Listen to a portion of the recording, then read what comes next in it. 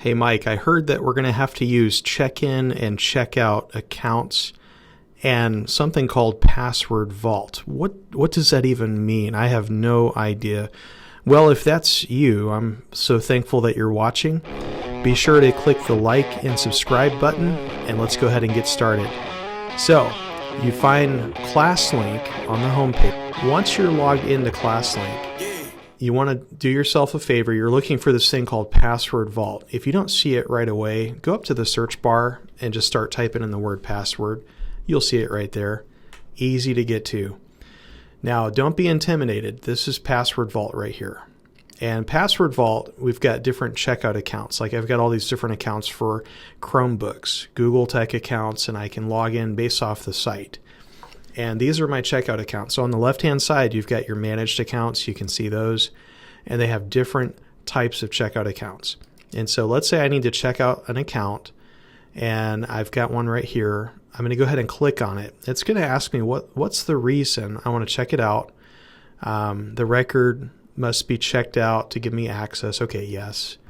And here it is. So I've got my checkout account, and here it rotates a password.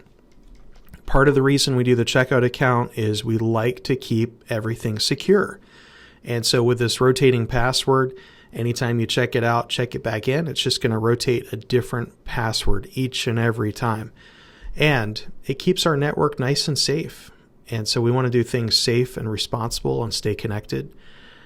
So if you hit that little down arrow right there next to the password, it copies it to a clipboard. Do you see that? Copy it to a clipboard. And here I've got my username. And so now I've got both my username and my password. And then I can use that to sign into stuff.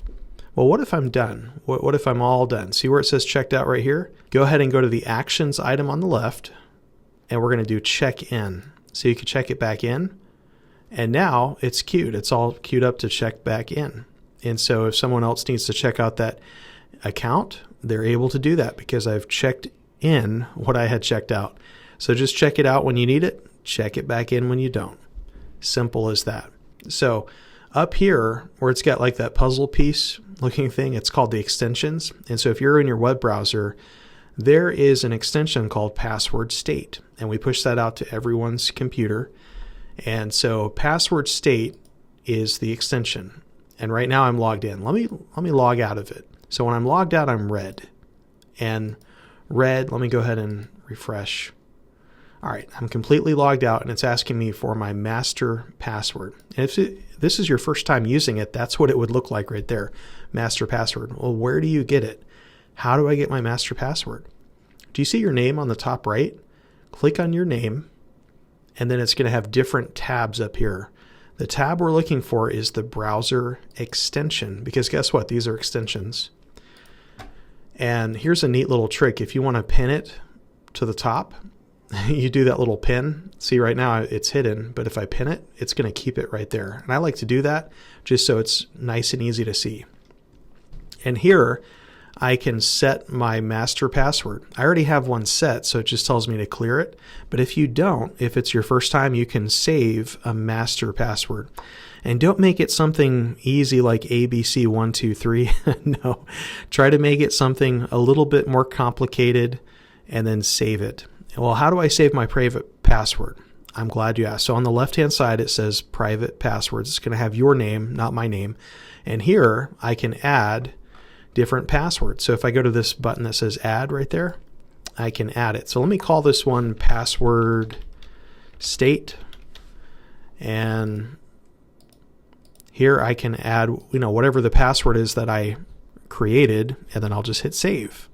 Okay, so I've got my private passwords right here. I've got my search bar, and I'm going to search for my Password.State. There it is. And then all I have to do is hit that little down arrow. It copies it to the clipboard, and then I come up to the extension, and then I can just right-click and paste. On the left-hand side, there's a toolbox, and there's a tool called Have I Been Pwned Password Check.